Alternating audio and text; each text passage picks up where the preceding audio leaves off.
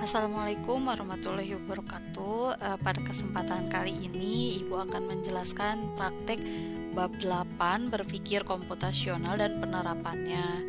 Pada subbab sebelumnya kita telah belajar memahami konsep berpikir komputasional. Ada 4 metode yang digunakan untuk menyelesaikan berbagai persoalan. Keempat metode tersebut telah terbukti dapat dimanfaatkan untuk menemukan solusi persoalan baik yang dilakukan dengan bantuan komputer maupun tanpa bantuan komputer. Selanjutnya, kita akan belajar menyelesaikan persoalan dengan memanfaatkan teknologi yang ada. Berbagai persoalan dapat diselesaikan dengan menggunakan bantuan komputer. Pada bab kali ini akan diberikan contoh penggunaan komputer untuk menyelesaikan persoalan yang sering ditemui di mata pelajaran lain. Selain itu juga akan dijelaskan cara membangun pola menggunakan data yang ada dan juga merencanakan pengujian untuk solusi yang akan digunakan. Ini contohnya itu ada kasus parabola, gerak parabola di pelajaran fisika ya. Anak IPS juga tidak apa-apa belajar fisika seperti lintas minat gitu ya anak-anak ya. Jadi misalnya bermain futsal. Nah, bagaimana suatu tendangan itu sampai ke arah tertinggi, ke jarak tertinggi atau ke jarak mendatar. Nah, ini akan dijelaskan gitu ya. Jadi dalam mata pelajaran fisika ini atau mungkin saat SMP pernah belajar tentang gerak parabola ya, di mana bentuknya seperti parabola ya. Ibu perlihatkan gambarnya. Jadi ada dua komponen, yaitu kecepatan dalam arah vertikal dan kecepatan dalam arah horizontal. Jika kita menggambar posisi benda pada setiap waktu, posisi benda akan membentuk gambar parabola ya. Jadi Ibu tidak akan menjelaskan konsep fisikanya karena Ibu bukan gurunya. Jadi ini Ibu tampilkan rumusnya ya.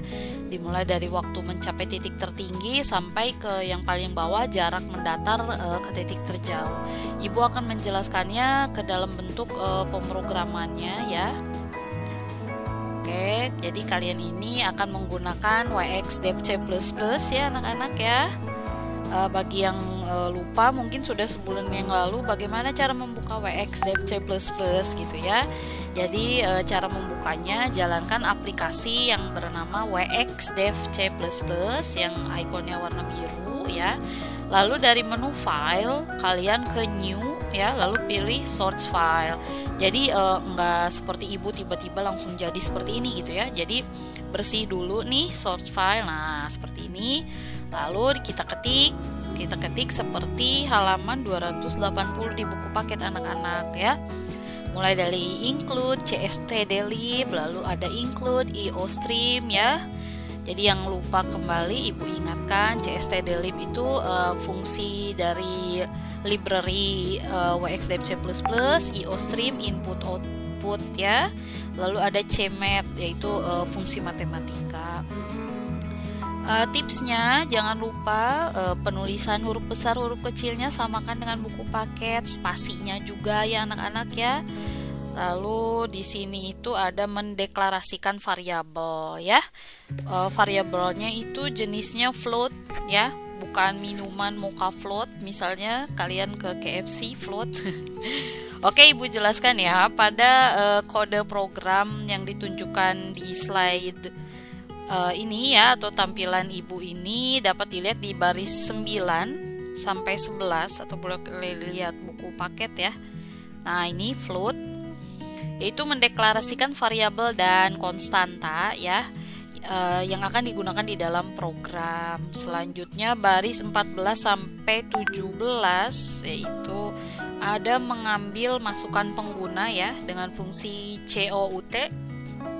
Kecepatan awal VO ya, VO jangan pakai angka 0. Jadi kecepatan awal itu di programnya itu VO.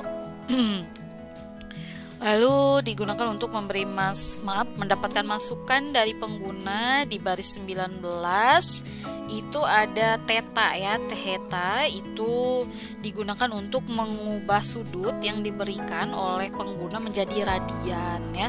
Hal ini dikarenakan fungsi trigonometri dari C++, jadi bahasa yang kita gunakan di pemrograman ini C++, menggunakan sudut dalam aturan radian. Oke. Terus ketikannya itu itu di baris 21 sampai 26 ya. Nah, ini itu rumus untuk menghitung titik-titik ekstrim dari gerak parabola ya. Misalnya Tmax. Nah, ini Tmax ini ya ada rumusnya. Waktu mencapai titik ketinggian maksimum ya. Tmax sama dengan VO sin theta dibagi G. Oke, selanjutnya ada rumus untuk Hmax ya. Hmax ini tinggi maksimum ya. Jarak dari tanah ke titik tertinggi yaitu V0 kuadrat ya. Sin kuadrat theta dibagi 2G. Lalu selanjutnya ada T jauh ya. T jauh ini waktu mencapai titik terjauh ya. Atau di bukunya itu dijelaskan T itu apa? T itu waktu ya, waktu ke titik terjauh. Bedakan antara tinggi maksimum, kalau tinggi itu ke atas, kalau terjauh dia mendatar gitu ya. Jadi rumusnya itu 2V0 sin theta plus G ya. Atau di sini T jauhnya rumusnya 2 bintang Tmax karena Tmax-nya ini VO kali sin theta. Lalu ada lagi kecepatan awal dalam arah mendatar ya. Arah mendatar di buku paket V0x itu VO cos theta ya.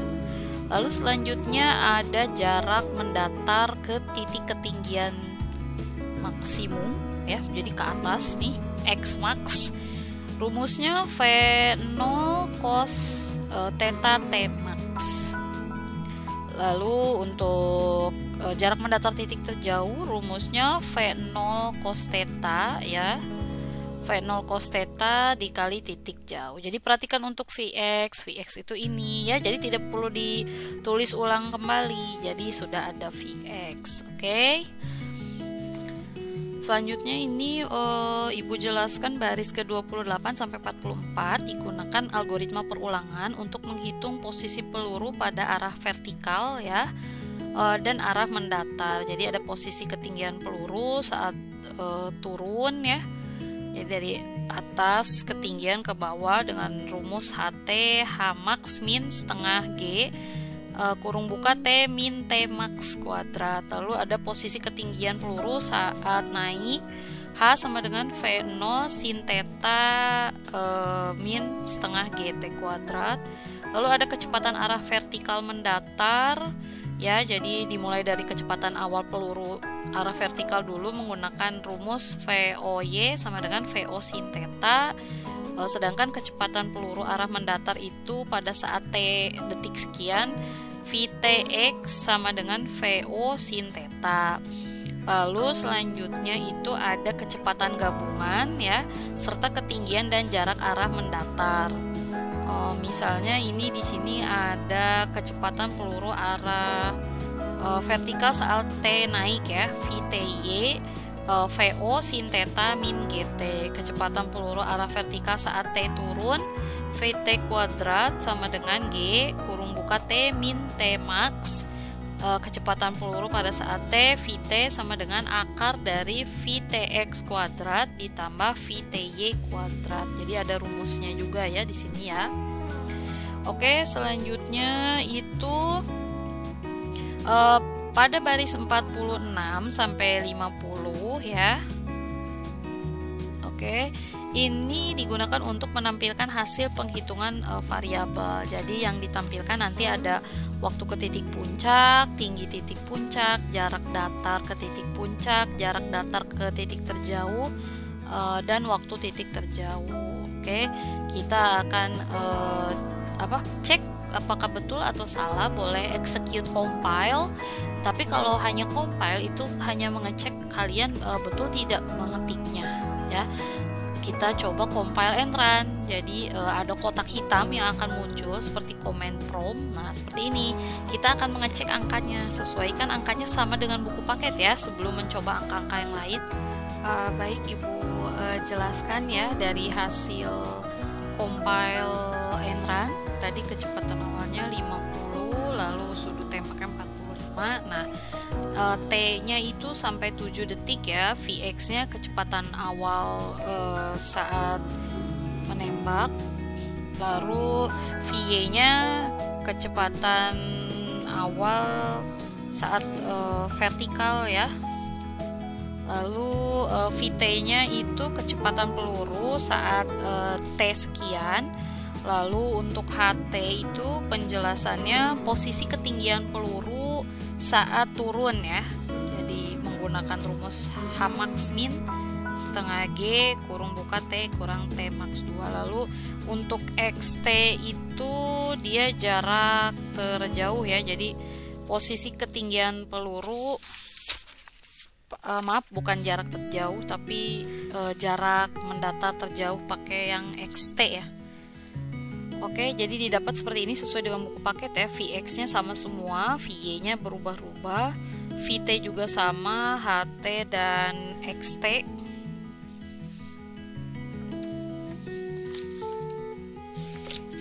Oke, ini waktu titik terpuncak ke puncak 3,5 sekian, tinggi titik puncak 62,5, jarak datar ke titik puncak 125, jarak datar ke titik terjauh 250, waktu ke titik terjauh 7,0. Jadi sama dengan buku paket.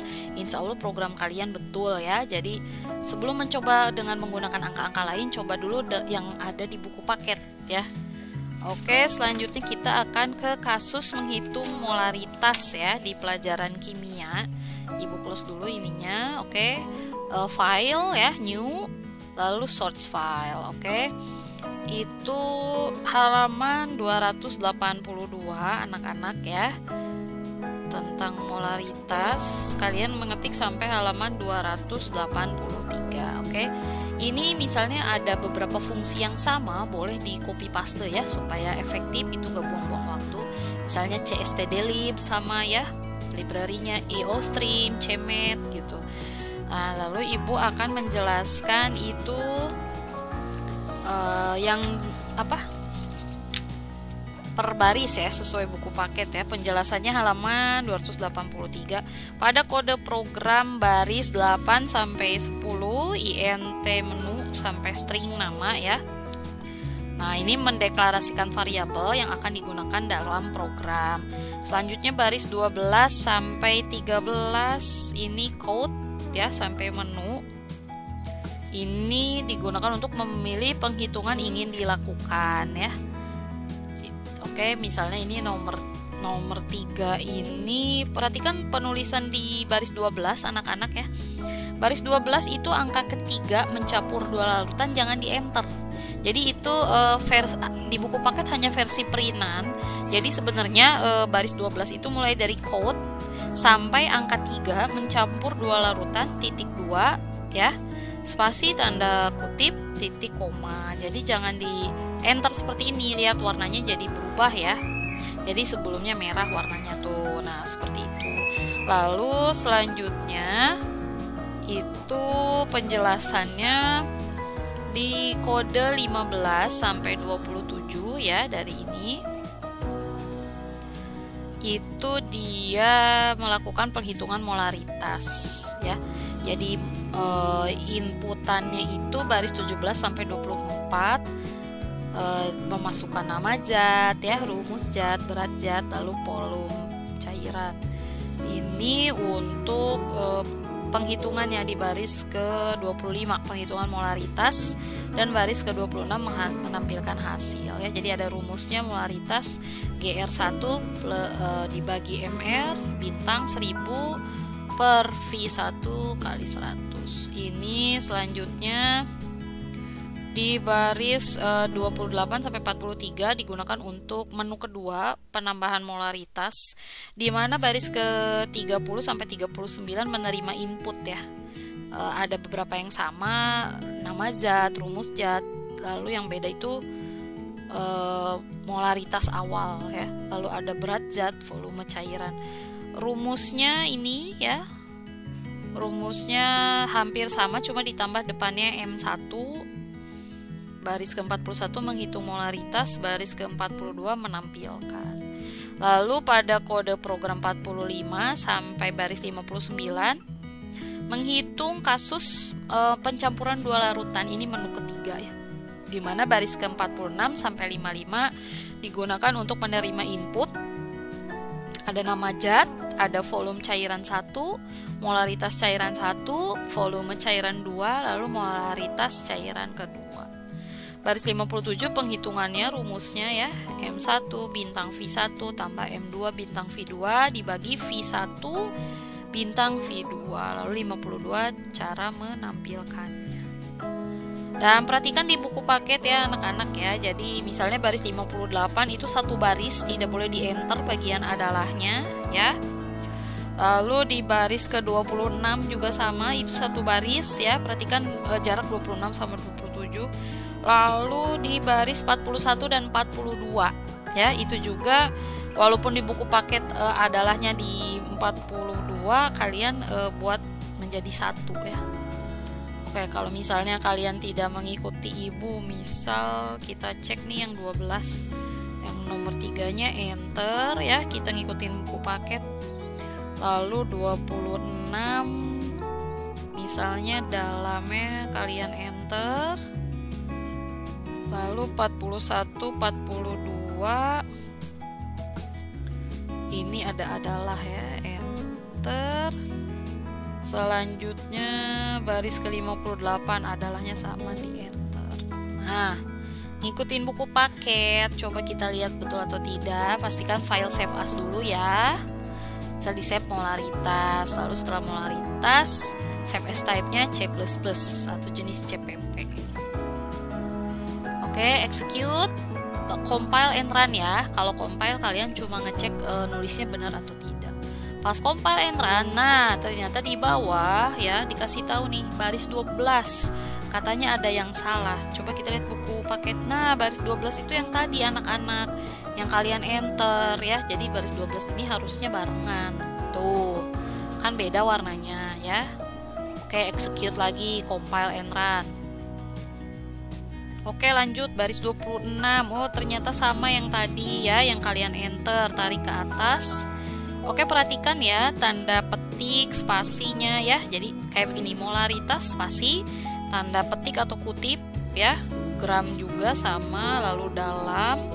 Jadi maksudnya di spasi ini supaya tidak nempel dengan teks selanjutnya ya.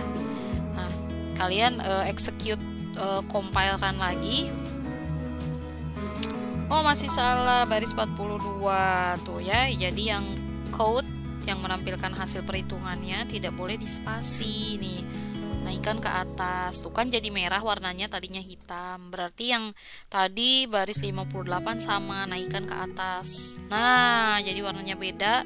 Insya Allah sekarang betul. Execute, compile and run. Nah, sudah berhasil anak-anak ya. Misalnya seperti biasa kalau mau ngecek pakai yang angka di buku paket. Kita mau pakai menu nomor 1, enter. Masukkan zatnya H2SO4, enter. Massa rumus zatnya 98, berat zatnya 9.8. Volume cairannya 200. Nah, hasilnya sama seperti buku paket. Molaritas 9,8 gram H2SO4 dalam 200 ml larutan adalah 50% ya. Oke, jadi kalau tipsnya, kalau membuat pemrograman, pastikan menulisnya sama spasi, huruf besar, huruf kecil. Ada tapinya di buku paket. Lihat barisnya ya tadi ya, baris 12, 26, 41 dan 58 itu berada dalam satu baris. Oke, sekarang selanjutnya kalian akan praktek ke Excel ya. Ini Excel. Nah, Excel ini ada di halaman 284 tentang membangun pola dengan angka-angka ya. Ibu jelaskan dulu sebelumnya. Berbagai bentuk pola yang sudah disinggung, baik pola iklim, perilaku, aktivitas makan, belanja, dan sebagainya diukur dengan berbagai variabel dan satuan yang sesuai dan menghasilkan data dalam bentuk angka-angka. Angka tersebut kemudian diolah dengan metode ilmiah dan akhirnya diperoleh data yang menggambarkan pola tersebut. Ini sebagai contoh, ada data yang dikumpulkan dari bulan April sampai Juni 2017. Data tersebut adalah data jumlah interaksi yang dilakukan oleh pengguna media sosial terhadap berbagai topik yang berhubungan dengan wisata. Interaksi tersebut dilakukan dalam berbagai bentuk, seperti sharing, memberi komen, dan menyukai topik ya. Jadi buat dulu seperti ini anak-anak ya. Umur 18 sampai 24 ada di buku paket halaman 284. Lalu laki-laki dan perempuan ya. Untuk angka ribuan kalian tidak usah memakai titik ya. Kalau sudah misalnya kalian mau pakai garis ini, garis border, lalu pilih ini ya, center, posisinya ada di tengah. Kalau sudah di blok ya, jadi kalau membuat grafik itu pastikan di blok. Jadi grafiknya pengen seperti ini gitu ya. Gimana caranya? Di blok dulu dari A1 sampai C7. Kalau di blok itu mouse-nya jangan dilepas, jadi ditekan. Ada di mana sih grafik? Grafik itu adanya di menu insert ya. Kalau Ibu Excel 2017, grafiknya misalnya mau jenis ini sesuai buku paket ya, 2 kolom. Nah, yang ini nih yang kita pakai anak-anak. Klik, oke, mirip ya. Untuk chart type-nya, bagian atas chart type-nya, kalian tulis seperti ini, perbandingan jumlah interaksi pengguna Facebook. Oke, lihat ya, angkanya tidak boleh salah. Ini juga di bawah ada keterangan laki-laki dan perempuan. Jadi yang biru laki-laki, yang kuning itu perempuan. Jadi ada keterangannya juga, kita samakan dengan buku paket ya. Atau misalnya kalau ada yang nggak sama, kalian tinggal ke menu ini, Add Chart Element. Ya, misalnya axis-nya primary horizontal atau vertikal, silakan dicoba-coba saja ya. Oh, kalau misalnya vertikal yang horizontalnya hilang gitu. Atau misalnya mau kasih judul di bawah, boleh ya. Jadi minimalnya itu sama seperti buku paket. Chart title sudah ya, judulnya. Data label misalnya mau ditampilkan angka-angkanya, terserah ya. Lalu data table atau mau nampilin tabelnya juga boleh. Silakan dicoba-coba saja. Nah, ini legend yaitu ini yang bawah tadi, laki-laki dan perempuan. Oke, ini kalau sudah didapat, bagaimana kok bisa mendapatkan yang diagram di tengah itu ya caranya? Di sini itu kalian melakukan rumus dulu anak-anak, sama dengan zoom ya, kurung buka, blok ini A2 sampai A7 di blok, lalu enter. Lalu ya, supaya menghemat tidak usah ngetik lagi, perhatikan kursornya sampai plus seperti ini. Klik, tahan, geser ke kanan. Nah, kalau sudah ya, kalian bisa copy paste ke sebelah kanan nih. Misalnya kita blok laki-laki dan perempuan, lalu tekan CTRL, tekan bagian B8 sampai C8, CTRL C. Oh, mohon maaf. Oh, ternyata tidak bisa. Jadi satu-satu saja ya. Misalnya B1 sampai C1 CTRL C, pindahin ke P key CTRL V. Lalu yang ini juga sama, CTRL C ke P key CTRL V gitu ya. Atau misalnya seperti ini hasilnya. Kalian tinggal pilih saja pas pastenya, pilih yang angka ini, value. Misalnya error ya. Nah, ini kan muncul nih. Kalau sudah, baru kita bikin grafik yang lingkaran. Caranya fokus di P ini, P1 sampai Q2 di blok. Misalnya ini kepotong ya. Lihat nih, perempuan kepotong. Kalian tinggal double klik saja di pojok key 2 kali. Di blok ya. Misalnya ini mau dihapus nih, yang ini boleh ya. Klik kanan, clear content.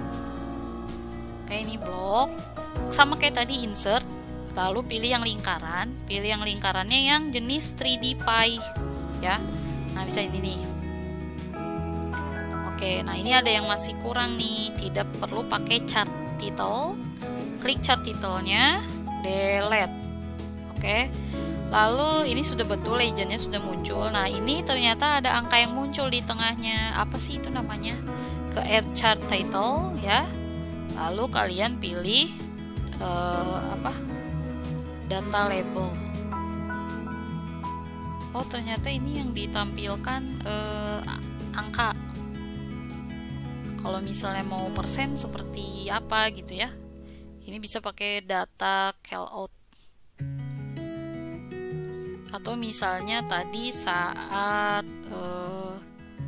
copy paste angkanya ya, perhatikan pas copy paste angkanya, siapa tahu ada yang error gitu. Oke, Ibu ulangi kembali ya. Oke anak-anak, Ibu lanjutkan ya. Tadi misalnya di add chart elemennya, pas di data labelnya tipe persenannya munculnya seperti ini. Misalnya kalian gak suka, tinggal lihat di desain saja ya.